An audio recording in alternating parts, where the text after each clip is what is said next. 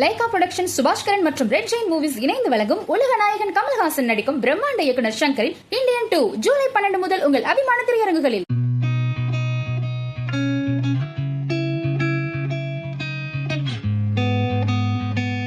எல்லாருக்கும் காலை வணக்கம். இங்கே வந்திருக்கும் அனைத்து பத்திரிகையாளர்களுக்கு என் மனமார்ந்த நன்றியை தெரிவித்துக் கொள்கிறேன். மேலும்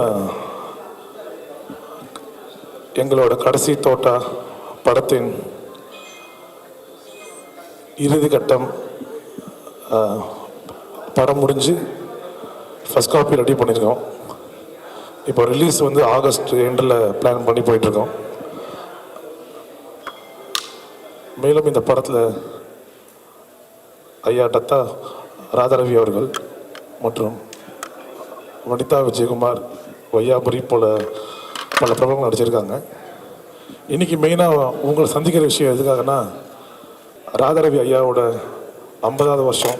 அவர் திரைப்பயணத்துக்கு வந்து 50 இயர்ஸ் ஆயிடுச்சு. அதை வந்து எங்களோட தயாரிப்பு நிறுவனம் வந்து சந்தோஷமாக அதை ஏற்று விரைவில் அதை ஒரு விழாவாக கொண்டாடுறதுக்கு நாங்கள் பிளான் பண்ணியிருக்கோம். மற்றும் எங்கள் படத்தின் முழுமடைஞ்சு ரிலீஸுக்கு உண்டான விஷயங்களும் வந்தாச்சு. அதனால் ஒரு சின்ன ஒரு பத்திரிகையாளர் சந்திப்பை நோக்கி வந்திருக்கோம். இங்கே குடியிருக்கும் பத்திரிகையாளர் அன்பர்களுக்கும் இந்த படத்தின்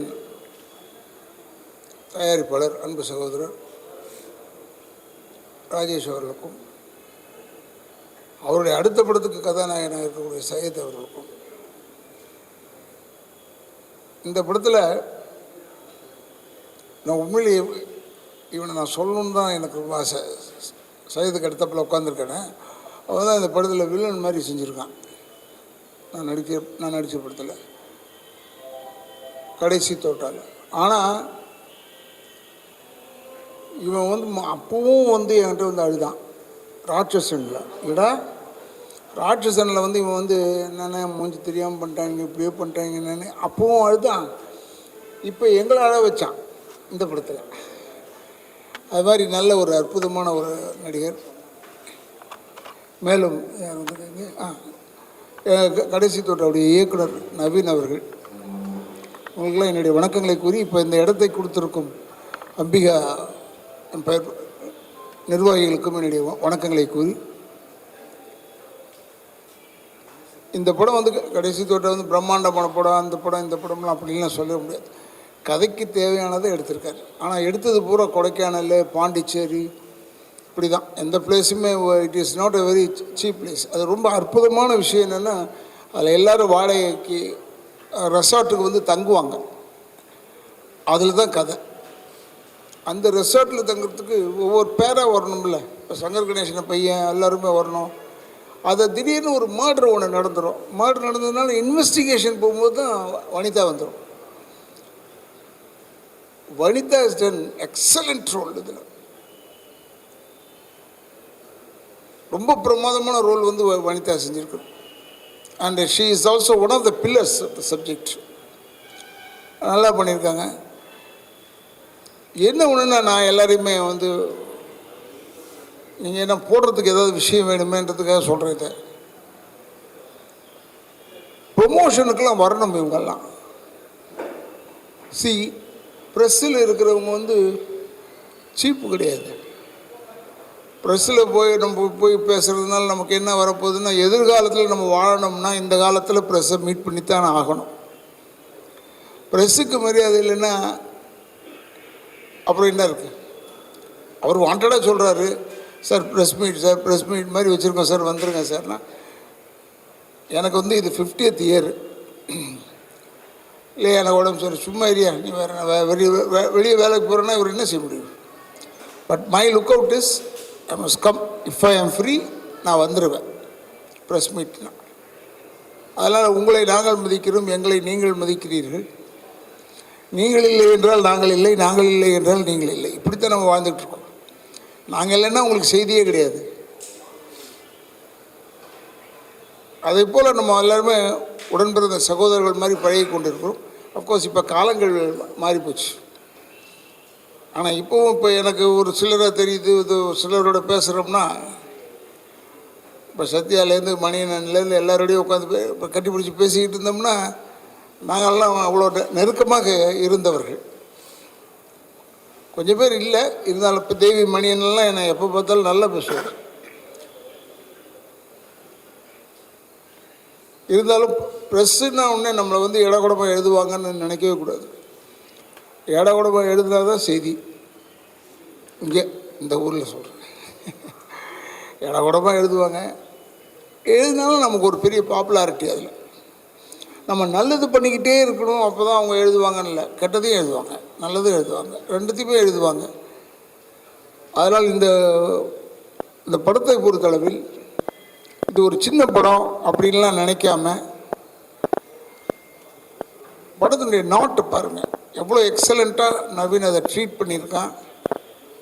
இந்த கதையை செலக்ட் பண்ணி எடுத்த ராஜேஷ் ஆகட்டும், ரொம்ப அற்புதமாக பண்ணியிருக்காங்க. இது வந்து முதல்ல எனக்கு ஒருத்தர் சொன்னது, ஒரு ஆப்பிள் ஜூஸ் வாங்கி 4 பேருக்கு பிரித்தா அது தப்பு இல்லைல்ல, ஆனால் ஒரே ஆப்பிள் ஜூஸ் வாங்கி 16 பேருக்கு பிரித்தா தான் தப்பு அப்படின்னு சொன்னார். அது எதுக்கு சொன்னார்னு தெரியல, இப்போவும் அதை தான் ஞாபகம் வந்துக்கிட்டே இருந்தது. பட் அது கரெக்டான விஷயந்தான். ரொம்பவும் சிக்கனம் பண்ணால் படம் கட்டி போயிடும். அது மாதிரி ராஜேஷ் அவர்கள் இந்த படத்தை வந்து நல்லபடியாக எடுத்திருக்காரு. அண்ட் நவீன் அவர்கள் வந்து ரொம்ப எங்களுக்கெல்லாம் சிரமம் இல்லாமல் நாங்களாம் நடித்தோம். ஒன்று கொடைக்கானல் இடம் ஒன்று இருக்குது, இருந்தால் கூட ஒர்க்குன்னு வரும்போது கொஞ்சம் கஷ்டம்தான். It was difficult. நல்லா பண்ணார். அண்டு என்னுடைய அத்தனை நன்றிகளும் ராஜேஷ்க்கும் டைரக்டர் நவீனுக்கும் சொல்லிக்கொண்டு, இதில் கலந்து கொண்டு இருக்கும் சையத் அவர்கள், அவர் வந்து அடுத்த படத்துக்கு ஹீரோ, இன்னொரு படத்தில் ஹீரோ பண்ணியிருக்கார். இருந்தாலும் அவர் வந்து இதில் வந்திருக்காரும் போது எனக்கு மிகவும் பெருமையாக இருக்கிறது என்று கூறி, அத்தனை பத்திரிகைக்காரர்களுக்கும் என்னுடைய வணக்கங்களை கூறி நன்றியை கூறி விடைபெறுகிறேன். நன்றி, வணக்கம். கதையோட நாயகன் மாதிரி உங்களை காட்டியிருக்காங்க. நீங்கள் நாயகனா பண்ணுறீங்களா இல்லை வில்லனா பண்ணுறீங்களா? கதையின் நாயகன், கதாநாயகன் இல்லை, கதையின் நாயகன் தான், அதை நான் ஒத்துக்கிறேன். சார், அப்புறம் வந்து நீங்கள் ரொம்ப நாளாக ஒரு வருத்தப்பட்டிருந்தீங்க, நீங்கள் ஜோடியே கொடுக்க மாட்டாங்க படத்துலன்ட்டு. இந்த படத்தில் உங்களுக்கு ஜோடி வேறு கொடுத்துருக்காங்க. எப்படி? ரொம்ப நாள் நீங்கள் வருத்தப்பட்டிருந்தீங்க ஜோடியில் கொடுக்க தரலன்ட்டு. இதில் வந்து நான் நல்லவனாக நடிச்சிருக்கேன், அதான் என் பெரிய விஷயம். நான் ரொம்ப நல்லவன். இது வரைக்கும் ஒரு ஜோடியோட போய் பாட்டு பாடினதோ கொண்டதோ இதெல்லாம் இல்லை. இதில் எல்லாம் வச்சுருக்காப்புல, எல்லாமே மாற்றிட்டார் எனக்கு கம்ப்ளீட்டாக. இதில் ரொம்ப குவைட்டாக பண்ண ஆரம்பிச்சிட்டோம். அதனால் ஒரு ஜோடி ஒன்று கொடுத்துருக்காரு. அதுலேயும் ஃப்ளாஷ்பேக்கில் தான் ஜோடி, நேர் சப்ஜெக்டில் ஜோடி கிடையாது. எஸ் அண்ணா, முந்திலாம் நீங்கள் வில்லனாக நிறைய படம் நடிச்சிங்க. இப்போ வந்து இந்த பிசாசு, ஜட்ஜா நடிக்குது, இந்த மாதிரி வந்து நெகட்டிவ் இல்லாமல் நல்ல கேரக்டர் நடிக்கிங்க. உங்களுக்கு எது ரொம்ப பிடிச்சிருக்கு? வில்லனாக நடிக்க பிடிச்சிருக்கா அந்த மாதிரி கேரக்டர்? நான் நடிக்க வந்து வச்சுருக்கேன். இனிமேல் இது பிடிச்சது அது பிடிச்சதுன்றதெல்லாம் கிடையாது. எதாக இருந்தாலும் நடிச்சு தான் ஆகணும். ஏன்னா நடிகராக வந்துட்டோம். வரும்போது இப்போ இவர் சொல்கிறார் கதாநாயகன், எனக்கே ஆச்சரியமாக இருக்குது. நான் படம் பார்த்தேன், கதாநாயகனில் கதையின் கரு எங்களுக்கு எங்கள் சைடில் மாட்டிக்கிச்சு. அதுக்கேற்ற மாதிரி எடுத்திருக்காரு. அதனால் இது இவ்வளோ நாள் வில்லனா பண்ணீங்களே, இப்போ நீங்கள் கதாநாயகனா பண்ணியிருக்கீங்களேன்னு யாரும் கேட்க முடியாது. ஏன்னா இவர் செஞ்ச தப்பு, சாமிநாதன் செஞ்ச தப்பு. சும்மா இப்போ பார்த்தா கதாநாயகன் நான் சொன்னேன் இப்போ கூட, ஐயோ கதாநாயகன் one of the main characters, அவ்வளோதான். நல்லா இருக்கு படம். அதில் வனிதா விஜயகுமார் பிரமாதமாக செஞ்சுருக்காங்க. பட் இருந்தாலும் நீங்கள் சொல்கிறதுல வந்து ஒரு பெரிய சமாச்சாரம் இருக்குது. எப்படின்னா, எனக்கு பொம்பளைங்களை கொடுத்துட்டாங்கன்னா இதுதான் செய்வாங்க, ரேப் பண்ணுறோம். நல்ல கண்ணிலே பார்க்க முடியாது. நான் கெட்ட கண்ணில் தான் எவ்வளோ நாள் பார்த்துட்டு இருந்தோம். இப்போ கொஞ்சம் நல்ல கண்ணில் பார்க்க ஆரம்பிச்சிட்டோம். உங்களுடைய 50வது இயர், இந்த படத்துக்கு பேரே கடைசி தோட்டம், அதாவது முடிய போகுது அப்படின்ற அர்த்தம். இதை எப்படி நீங்கள் பார்க்குறீங்க? அதெல்லாம் நான் பார்க்குறதே இல்லைங்க. நான் பார்க்குறதே இல்லை. இப்போ நீங்கள் சொல்கிறதுனால நான் யோசிப்பேன், ஓ கடைசி தோட்டம் அப்படிலாம் ஒன்றும் கிடையாது. சினிமாக்காரனுக்கு சாவே கிடையாதுங்க. செத்த கூட நீங்கள் படமாக எடுத்து காசாக்குறவன் தான் சினிமாக்காரன். இப்போ புரட்சி தலைவருடைய மரணம் ஊர்வலத்தை எவ்வளோ பேர் போட்டிருக்கோம் இல்லையா? பேரறிஞர் அண்ணாவை போட்டதை விட புரட்சி தலைவர் அதிகமாக போட்டிருக்கோம். புரட்சி தலைவர் அம்மாவை அதிகமாக போட்டிருக்கோம். என்னென்னா சினிமாக்காரன் கொஞ்சம் ஆடட் அட்ராக்ஷன் அதில். அதனால் நமக்கு சாவலையும் வாழ்வு உண்டு. அதனால் இது கடைசி தோட்டாடணும்னு இப்போ நீங்கள் சொன்ன உடனே தான் எனக்கு ஸ்ட்ரைக் ஆகுது. ஓ 50வது படம் அதனால கடைசி தோட்டாடு 51 நடித்தா ஒத்துக்க மாட்டீங்களா? என்ன ஒத்துக்குவீங்கள? அப்புறம் சார் ஆக்சுவலாக இப்போ நீங்கள் சொன்னீங்க இந்த சின்ன படங்களுக்கு எவ்வளோ தான் சொன்னாலும் நடிகர் இவங்களாம் வரமாட்றாங்கன்னு. ஒருவேளை நடிகர் சங்கம் இயக்குனர் சங்கம்னா அது சரியாக செயல்படாமல் இருக்குன்னு நினைக்கிறீங்களா? அது ஏன்டா நீ அமைதியாக இருக்க, தொலையில் மாட்டிக்கன்றத மனு சொல்கிறீங்க? அதுக்குல்ல அது பர்சனலாக ஒவ்வொருடைய இன்ட்ரெஸ்ட் இருக்குது. அது இன்ட்ரெஸ்ட் இல்லைன்னா தென் பிக்சர்ஸ் ஓடுறதெல்லாம் கஷ்டம். நம்ம நடிச்சிட்ட போது ஓடிடும்லாம் நினைக்கவே கூடாது. They must come for the promotion. At least வீட்லேயாவது அவங்க உட்காந்துக்கிட்டு அங்கேருந்து இங்கே வரத்துக்கு பிள்ளை வைக்கப்பட்டாங்கன்னா வீட்டில் உட்காந்து பேசலாம். Promotion must be there for a film. அது இருக்கிறதுல தப்பே கிடையாது, அது வரணும். ஆனால் 50 வருஷம் சினிமாவில் கற்றது என்ன பெற்றது என்ன, 40 ஆண்டுகள் அரசியலில் கற்றது என்ன பெற்றது என்ன? 40 ஆண்டு கால அரசியலில் கற்றது நல்ல பொது அறிவு, பெற்றது கெட்ட பேர். இது 50 ஆண்டு கால சினிமா உலகத்தில் பெற்றதும் கற்றதும் எல்லாமே அதே தான். பெற்றது நான் 1000 ரூபாயில் ஆரம்பித்தவன். 1974 கன்னட படம் நடித்தேன்.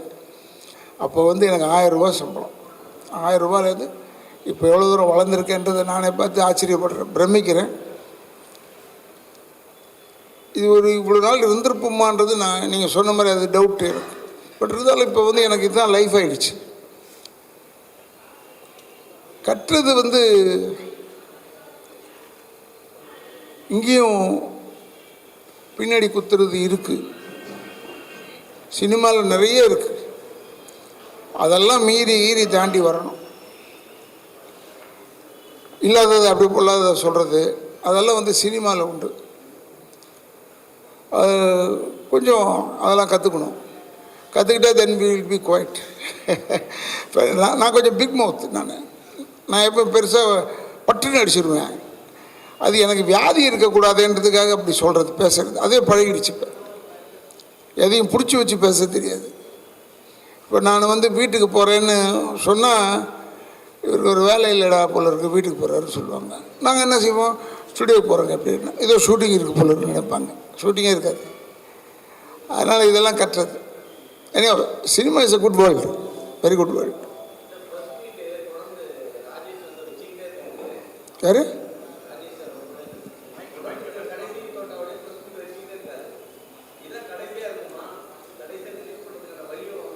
அடுத்த படம் ஆரம்பிச்சிட்டாரு. அதெல்லாம் இவருக்கு பழகிடுச்சுங்க. கொஞ்சம் லேட்டாக ரிலீஸ் ஆனால் பரவாயில்லன்னு சொல்லுவார். ஏன்னா பெரிய பெரிய ஆர்டிஸ்ட்டை போட்டு படம் லேட்டு தானே. அது ஏன்னா அவங்க கொடுத்த என்ன விஷயன்றதை கேட்டு பாருங்கள். ஏன் லேட் ஆச்சுன்றதுக்கு காரணம் கேட்டு பாருங்கள். இப்போ தான் மேலே உட்காந்து பேசும்போது சொல்லிகிட்டு இருந்தார், ஆச்சரியப்பட்டேன். பட் அது இந்த படம்லாம் குயிக்காக முடிஞ்சு போச்சா ரிலீஸு. அதுக்குள்ளேயும் அடுத்த படத்தை பற்றி என்கிட்ட பேச ஆரம்பிச்சிட்டார். இந்த படத்தில் இந்த கேரக்டர் அதை மட்டும் பண்ணி கொடுத்துருங்கன்னு. சையது கூட அதில் நடிக்கிறார். அவன் சொல்லும் போது அது பெருமையாக தான் இருக்குது. அதனால் பெரிய படம் சின்ன படம்ன்றதுக்கு இல்லை, எல்லா படமும் தியேட்டரில் வந்தால் தான் ஒரு மரியாதைன்னு இப்போ ஓடிடியில் சொல்ல ஆரம்பிச்சிட்டாங்க. புதுசு இல்லை, அப்போ கொஞ்சம் ஓடிடின்னு சொன்னாங்க. இப்போ ஓடிடியில் என்ன சொல்கிறாங்கன்னா தியேட்டருக்கு ரிலீஸ் பண்ணிட்டு தான் நீங்கள் வரணும்னு. அண்ட் ராஜேஷுக்கு தியேட்டருக்கு ரிலீஸுக்கு ஒரு பெரிய பேர்டன் இல்லை, அவருக்கு ஈஸியாக பண்ணுவார். ஏன்னா எல்லாம் வெல் பிளான்டு. சரி, அதுக்காக சொல்கிறேன். சார், நீங்கள் பல ஆண்டு காலம் அரசியலில் இருக்கீங்க, சினிமாவிலையும் இருக்கீங்க. இப்போ இவர் ப்ரொடியூசர் மியூசிக் டைரக்டர். இப்போ ப்ரொடியூசராக மாறிட்டார். நிறைய பேர் ஹீரோவாக ப்ரொடியூசராக வராங்க, ப்ரொடியூசராக ஹீரோவாக வராங்க. அது இப்போ எப்படி பார்க்குறீங்க? அதே மாதிரி விஜய் சாரும் சினிமாவில் அரசியல் போயிட்டார். நீங்கள் அரசியலில் பல காலமாக இருந்திருக்கீங்க. அதை பற்றி உங்களோட ஒரு 2 சில வார்த்தை. நாங்கள் அரசியலேருந்து வெளியே வரும்போது அவர் உள்ளே வர்றாரு. அது நான் நினச்சது உண்டு. விஜய் சாருக்கு ஏஜ் இருக்குது இல்லை, அதனால் எனக்கு அரசியலில் 40 ஆண்டு கால சர்வீஸ் இருக்குது. அப்போ எனக்கு தெரிஞ்சு போச்சு இதில் இருக்கிற குட்ஸ் அண்ட் பேட்ஸ் எல்லாம் தெரிஞ்சு போச்சு. அப்படின்னு நினச்சிக்கிட்டு வேணாம், எதுக்கு எல்லாரையுமே நம்மளும் ஒழுங்காக இருக்க மாட்டோம். நானும் நல்லவன் கிடையாது. அதனால் நம்ம பெஸ்ட்டு ஒதுங்கி இருக்கிறது நல்லதுன்னு ஒதுங்கணும். அப்போ விஜய் சார் உள்ள வர்றாரு, பெருமையாக இருக்குது. விஜய் சார்லாம் வரும்போது பெருமையாக இருக்குது. அவருக்கு அந்த இன்ட்ரெஸ்ட் வந்து வராரு. ஏன்னா பாலிட்டிக்ஸ்ன்றது உண்மையான மீனிங்காக பாலிட்டிக்ஸ்ன்றது டிஃப்ரெண்ட். அவங்க எல்லாம் என்னென்ன பொதுநலம் என்ன அதை கற்றுக்கலாம். அது நான் வந்து உண்மையில் இப்போ பொதுநலம்ன்றதை கற்றுக்கிட்டேன். குப்பை போடக்கூடாது, ஸோ பேச சொல்கிறேன். என் வீடை சுற்றி என்ன நடக்குதோ அதை சொல்கிறேன் நான். அதனால் இதில் வந்தது நல்லது தான். பொது அறிவாவது வரும், நமக்கு டெவலப் ஆகும். ஆனால் எத்தனையோ படத்தில் அமைச்சராக நடிச்சிருக்கீங்க. நிஜ வாழ்க்கையில் எம்எல்ஏ மெத்தட் தான் நீங்கள் அமைச்சர் ஆகலை. அந்த வருத்தம் உங்களுக்கு இருக்கா? எப்பா நீங்கள் பத்திரிக்கை என்ன இப்படி கேட்டால் நான் என்ன செய்கிறது? அமைச்சர் ஆக்கிறது கட்சியினுடைய தலைமையை பொறுத்து இருக்குது. நமக்கு அந்த அளவுக்கு தகுதி இல்லாமல் இருந்திருக்கலாம். எம்எல்ஏ ஆகிற அளவுக்கு தான் இவருக்கு கரெக்டு, அப்படி இருக்கலாம். இவ்வளோ வருஷம் நடிச்சிருக்கேன். 50வது வருஷத்தில் போய் இவர் போய் கதாநாயகன் நீங்கள் தாங்க கதாநாயகன் சொல்கிறாரு. அது மாதிரி யாராவது சொல்லணும், நம்மளை ஆக்கணும். வேறு டிபெண்ட் இல்லை, இண்டிபெண்ட் கிடையாது. எஸ். தொடர்ந்து அரசியல் கருத்துக்களை கூறுவீங்களா?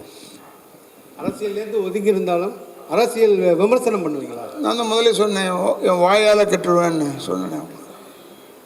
சும்மா இருக்க மாட்டேன். ஏதாவது கேட்பீங்க, உங்கள் பேர் என்னன்னு கேட்டால் அவங்க நியாயம்.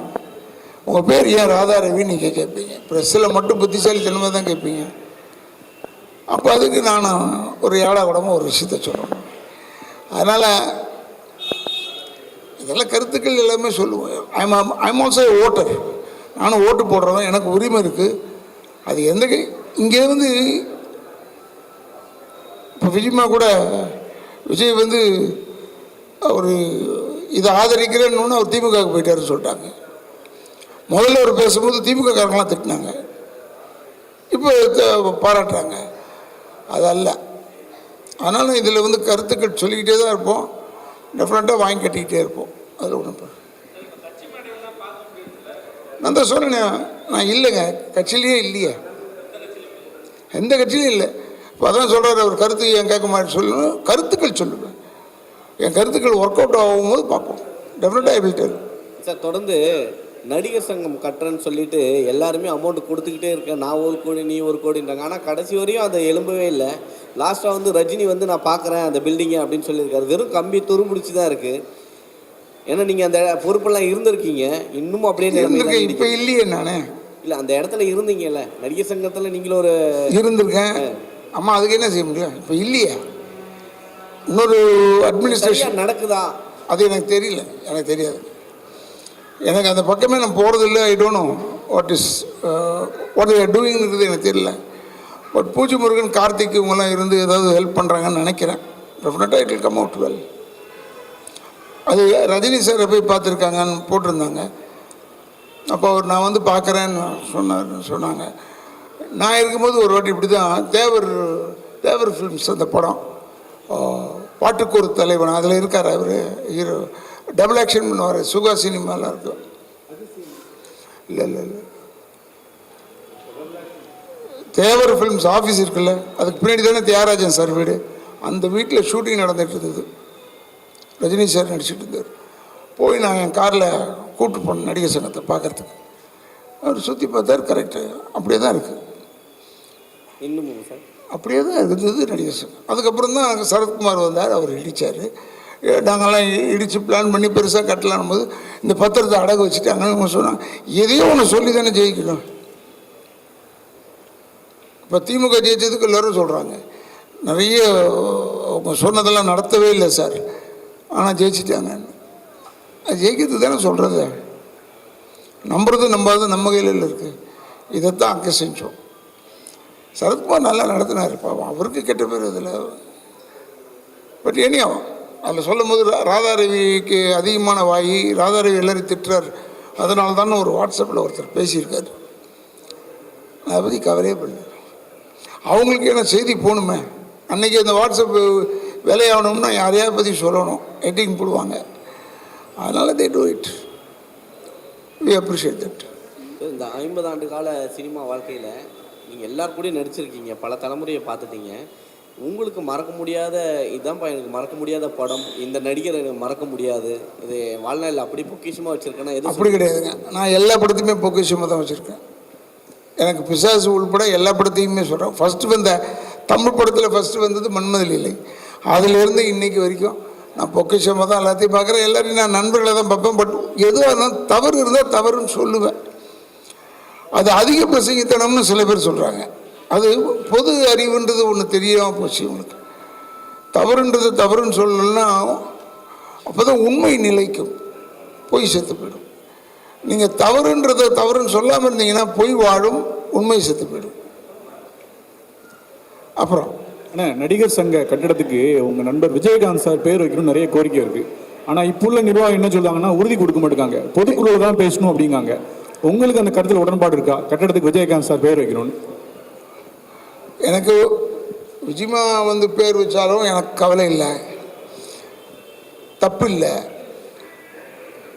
அவர் அதுக்கு முன்னாடியே தலைவர் வந்து செயலாளர் வந்து நடிகர் சங்க செயலாளர் விஷால் வந்து அப்போ சொல்லியிருக்காரு, ஏதோ வேறு தளபதி பேர் வைப்போம், கலைஞர் பேர் வைப்போம், இப்போ விஜயகாந்த் பேர் வைப்போம், 3வது பேராக இருக்குது.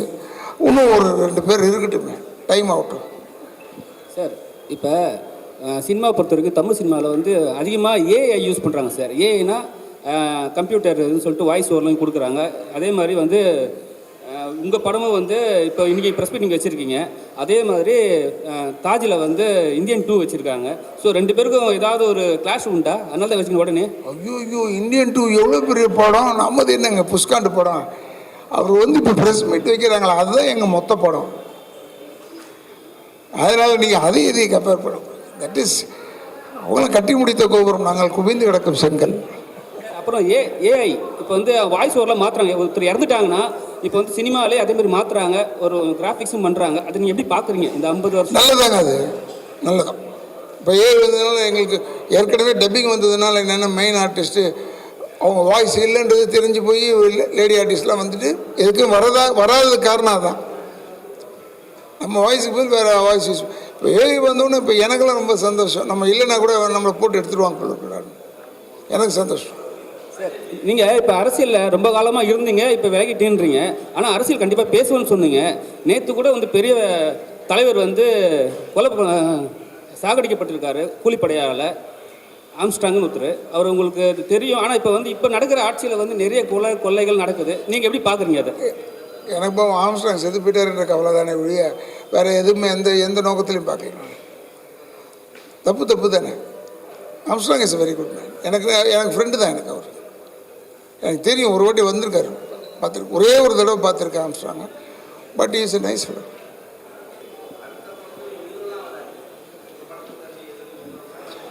இல்லை, நான் அதை பற்றி கவலைப்படுறதில்லை. லாஸ் எனக்கு இல்லை.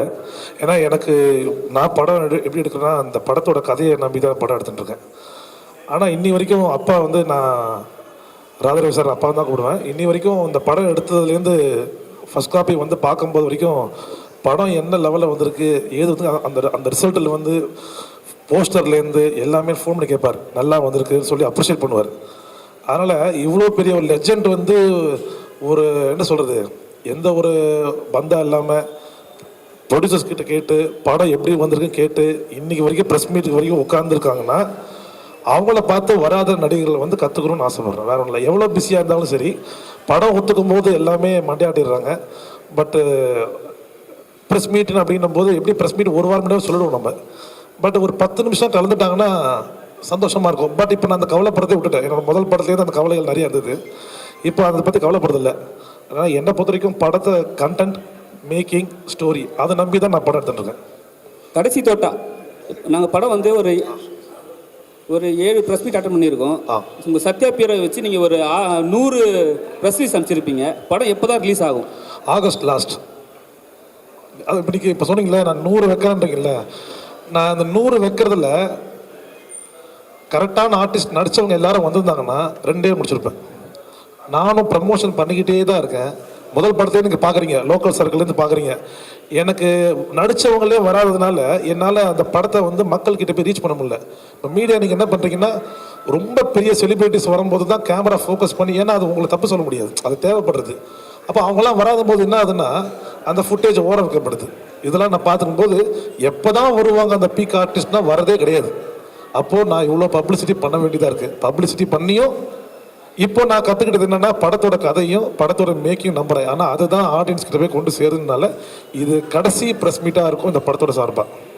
அடுத்த படத்தோட ஹீரோ எடுத்துன்னு வந்து இந்த படத்தில் ஜாயின் பண்ண காரணம் ப்ரெஸ் மீட்டில் நான் அப்படியே சொல்லிடுறேன். அடுத்த படம் ஸ்டார்ட் பண்ணுறோம். செப்டம்பர்லேருந்து ஷூட்டிங் ஸ்டார்ட். 12th சயீத் தான் ஹீரோ. பார்த்துருப்பீங்க பைரி படத்தோட ஹீரோ கதாநாயகன் தான் இவர்.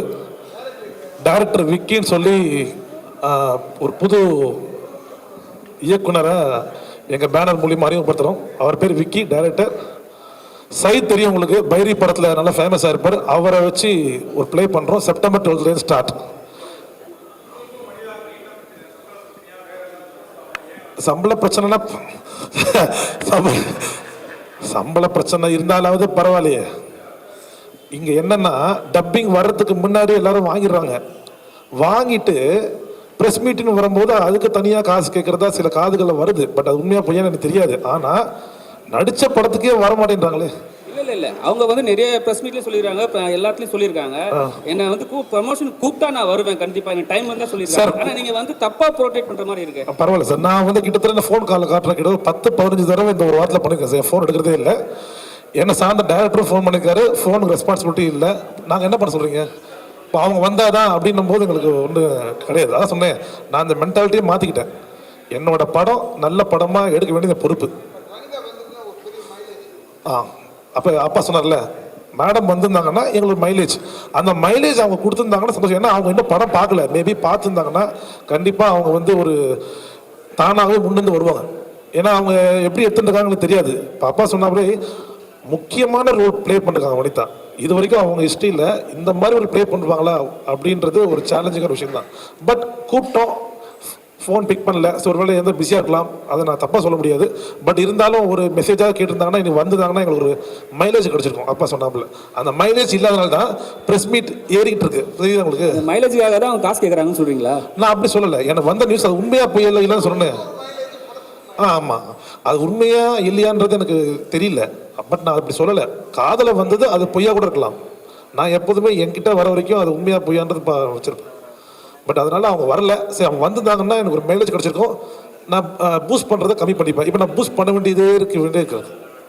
இப்போ நீங்கள் கேட்டீங்களா 100 வைக்கிறேன்னீங்களே, 100 ஒன்றாக்க முடியும் எல்லாரும் வந்துட்டாங்கன்னா. அது எல்லாரும் ஆக்ட்ரஸும் வந்து ஒத்துழைப்பு கொடுத்தா சந்தோஷமா இருக்கும்.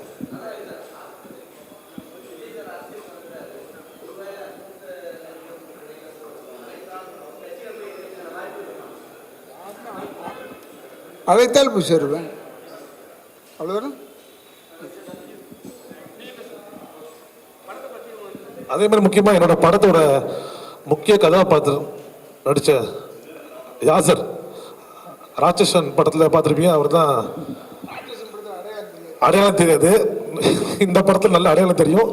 ஒரு முக்கியமான கண்டென்ட் ப்ளே பண்ணிருக்காரு. பிரதர் பேசுங்க பிரதர். அதான் ராட்சசன் படத்துலேருந்து கண்டினியூஸாக நிறைய படங்கள் கொஞ்சம் நெகட்டிவ் ரோலாக பண்ணிகிட்டு இருந்தேன். நான் இங்கே மிகைப்படுத்தி சொல்லலை. நான் யாக்கைன்னு ஒரு படம் பண்ணேன். கழுகு கிருஷ்ணா சார் தான் ஹீரோ. ஸோ அதில் ராதாரவி சாருக்கு வில்லனுக்கு சின்ன வயசு கேரக்டர் பண்ணேன். அப்போ நடிக்கும் போது தெரியல. ஸோ படம் முடிஞ்சு டப்பிங் அப்போ சார் பார்த்துட்டு இந்த பையனுக்கு ஏதோ ஒரு பவர் இருக்குது, இவன் நெகட்டிவாக கலக்குவான்னாரு. சத்தியவா சார், அது இன்றைக்கி எனக்கு நிறைய படங்கள் என்னை கூப்பிட்டு நான் அது எனக்கு எப்படி சொல்கிறது, மீச தாடி இருந்தால் தான் அந்த அளவு நெகட்டிவாக இருக்கும்னு நிறைய பேர் சொல்லுவாங்க. பட் நமக்கு எனக்கு எதுவுமே இல்லை, சின்ன பையன் மாதிரி இருக்கேன். இது இந்த கேரக்டர் நெகட்டிவாக பண்ணி ரீச் ஆகுமான்னு பார்க்கும்போது ஸோ அவங்க சொன்ன வார்த்தைகள் தான், அதுதான் இந்த அளவுக்கு நிறைய பேருக்கு நிறைய நெகட்டிவ் கேரக்டர் பண்ணி நல்லா ரீச் ஆச்சு. ஸோ சின்ன பசங்கள்லாம் பார்த்து பயப்படுவாங்க உங்கள் கேரக்டரை பார்த்தா அப்படி சொல்லும்போது. ஸோ இதுதான் நம்ம உண்மையாக ஹார்ட் ஒர்க் பண்ணியிருக்கோம் அப்படின்னு. ஸோ இதுலேயும் அதே தான் ராஜேஷ் சார் கூப்பிட்டு இந்த கதை சொன்னாங்க. இது ரொம்ப நல்லா இருந்துச்சு. ஸோ எனக்கு என்னென்னா ராதாரவி சார் கூட பண்ணுறது ஸோ எனக்கு இன்னும் ரொம்ப பிடிச்சிருந்துச்சி. ஸோ அவர் கூட பண்ணதுனால படமும் நல்லா வந்திருக்கு. நவீன் அவங்க தான் டைரக்டரு. ஸோ நல்ல படம், கண்டிப்பாக அது நல்லா பேசப்படும். கண்டிப்பாக தேங்க்யூ. பத்திரிகை நண்பர்கள் எல்லாருக்குமே வணக்கம். ரொம்ப சந்தோஷமாக இருக்குது இந்த மாதிரி ஒரு தருணத்தில் என்னோடய 2வது படத்தோட அறிவிப்பு ஐயா முன்னாடி கொடுக்குறதுங்கிறது ரொம்ப சந்தோஷம் எனக்கு. பைரிக்கு வந்து நிறைய சப்போர்ட் பண்ணியிருந்தீங்க. ஸோ மீடியா நண்பர்கள் நிறைய பேர் வந்து பயங்கர பாசிட்டிவான கமெண்ட்ஸ் கொடுத்துருந்தீங்க, நல்ல ரிவ்யூ கொடுத்துருந்தீங்க. ஸோ அது எல்லாத்துக்குமே இந்த மேடையில் இருந்து நன்றி சொல்லிக்கிறேன். ஸோ கண்டிப்பாக அடுத்த பண்ணுற படம் விக்கி டைரக்ட் பண்ணுறாரு. ஸோ ராஜேஷ் சார் தான் ப்ரொடியூஸ் பண்ணுறாங்க, ஐயாவும் நடிக்கிறாங்க அதில். ஸோ அந்த படமும் கண்டிப்பாக உங்களுக்கு இன்னும் என்னோட சப்போர்ட், உங்களோட சப்போர்ட் எனக்கு வேணும். இன்னும் பெரிய இடங்களுக்கு எங்களை கொண்டு போய் சேர்க்கணுங்கிறது அவங்க எல்லாத்துக்கும் நான் கேட்டுக்கிறேன். ஸோ கடைசி தோட்டா மிகப்பெரிய வெற்றி பெற எங்களுக்கு ரொம்ப சந்தோஷம். வெற்றி பெறுங்கிறது பெரிய கான்ஃபிடென்ட் இருக்குது எங்களுக்கு. நன்றி.